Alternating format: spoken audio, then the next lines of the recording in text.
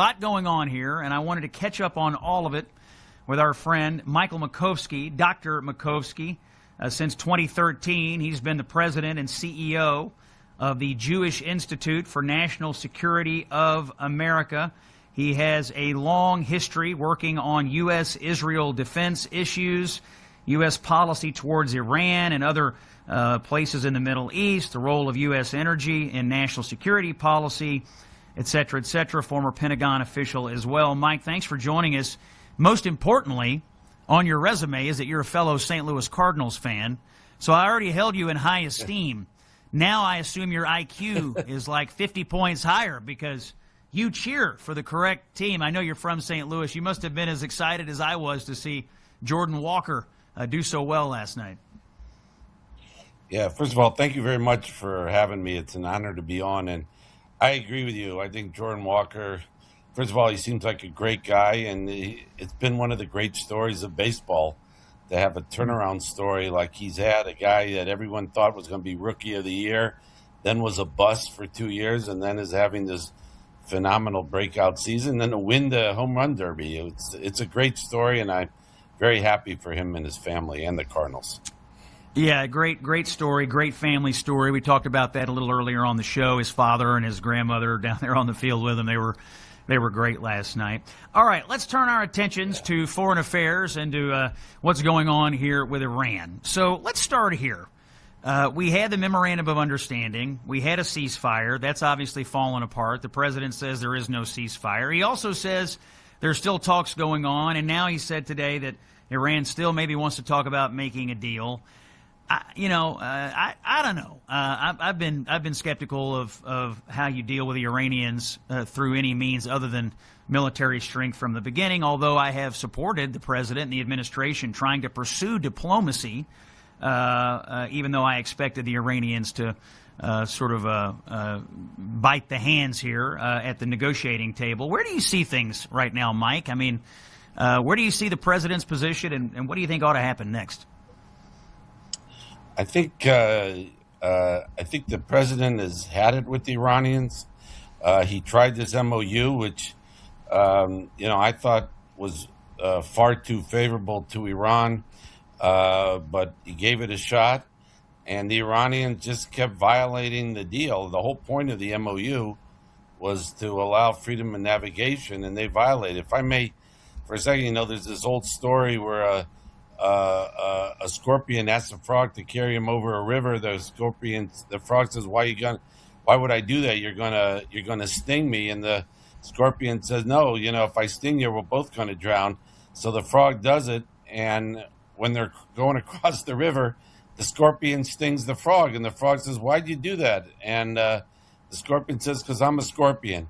And I think that's kind of the way it is with the Iranians. They can't help but violate any agreement they say they're going to observe, and they're not going to stop and attacking these ships. And I think I give Trump credit for recognizing that what the Iranians are, and that he gave it a shot and they violated it, and he's trying to clear the straits now. So I think that's kind of where we are. So I think we just keep going back and forth for now. Now, the president, Mike, has said that the United States is reinstating the naval blockade on Iran, and that will prevent any ships from leaving or entering Iranian ports. And that goes into effect today, this very afternoon at 4 o'clock Eastern Time. I think the naval blockade initially was a very successful strategy. We're going to go back to that. Is that the right call at this moment?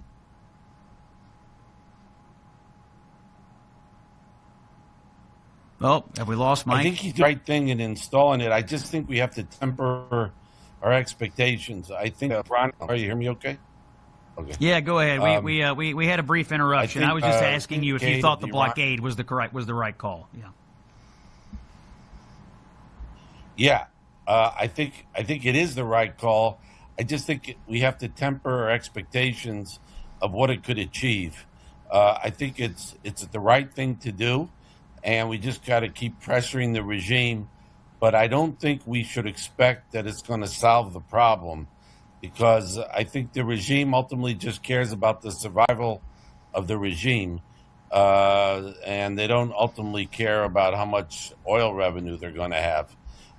So I think it's good to do it, but I don't think it's ultimately going to solve the problem. And I think part of the problem is that we led the Iranians to believe that they won this war. So they feel very emboldened. And I think the only way we're really going to change things is if they feel that they're losing.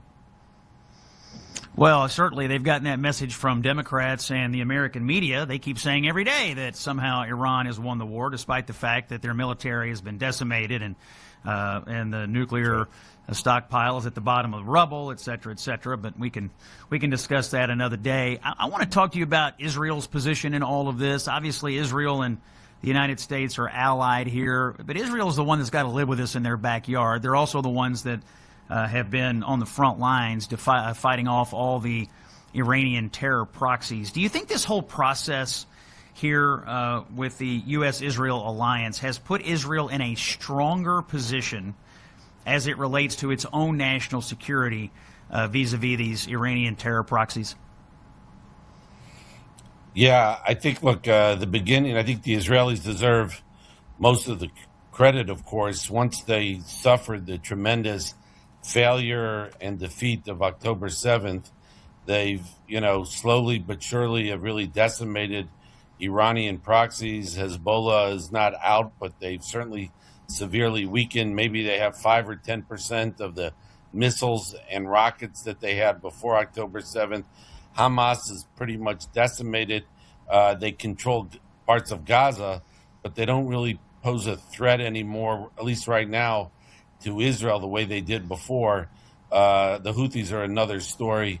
But obviously the United States and Israel working together, what they were able to do to hit sort of what they call like the head of the octopus, what they did last summer in the 12-day war, the United States coming in with Midnight Hammer and then working shoulder to shoulder in this war, I think has been tremendous for Israel, but also for the United States. I mean, imagine what other ally since World War II has really worked with us almost on par in a military campaign like the Israelis have. So I think it's a relationship that's incredibly beneficial to both sides.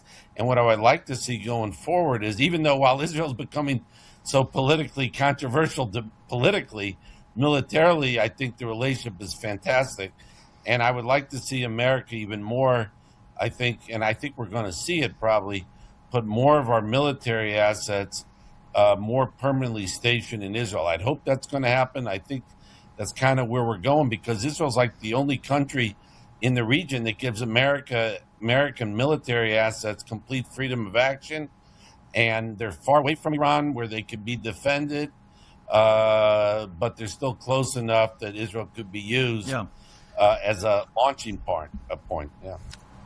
Mike Makovsky is our guest. He is a former Pentagon official. He previously served in the office of the Secretary of Defense. He's president and CEO of the Jewish Institute for National Security of America. On top of the military cooperation, we saw, Mike, something happen just the other day when President Trump was in Turkey for the NATO meetings. The Israeli intelligence forces gave our government intelligence that helped them get away from or thwart a planned assassination attempt by Iran on our president. When you consider the level of cooperation militarily and via our intelligence agencies, I want to raise this because you raised it. How surprising has it been for you to see the politics of Israel, fall out the way it has, particularly on the Democratic side? You do have some fraying, I think, of support for Israel on the right. But in the Democratic Party right now, you couldn't run for president in 2028 and say, I think we should have a strong alliance with Israel. You'd be thrown out of any debate or any Democratic Party dinner if you said that. What do you make of all that? Yeah, it's really frustrating. Look what we just saw in the last couple of days with Ro Khanna, kind of creating this spectacle. He just kind of fabricated a sort of confrontation with Israel, because he's trying to apparently, strengthen his bona fides with Democratic primary voters so he could run for president. And then we saw with a definitely pro-Israel Democrat and Rahm Emanuel went to Israel last week to kind of lecture the Israelis. So I think Israel's being used as a prop. It's very disappointing because, as I said, the military relationship is unprecedented. The intelligence cooperation, the military cooperation is fantastic. And it's just very disappointing to see this. I think, look, there are several reasons for it, but, one of the reasons is that I think I see it also in the context, not just about Israel, but it's about America. And unfortunately, we see this on the farther left, particularly on the socialist side, the DSA types. They're anti-American. And I think that's part of this here, is that it's not just about Israel, but it's also about America. If you're criticizing Israel like this, I think it also says something how you look at the United States. Well, I couldn't agree with you more. I think it has to do with the future of America. I think it has to do with the future of Western civilization.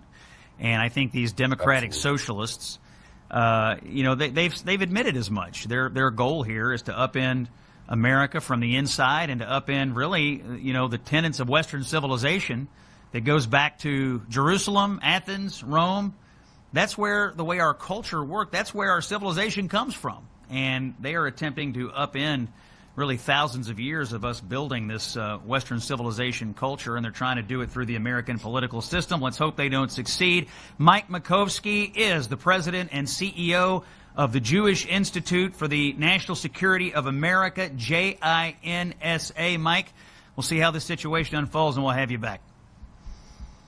Great. Thank you very much. Great to see you, and have a great week. Thank you. You too, sir, and go Cardinals.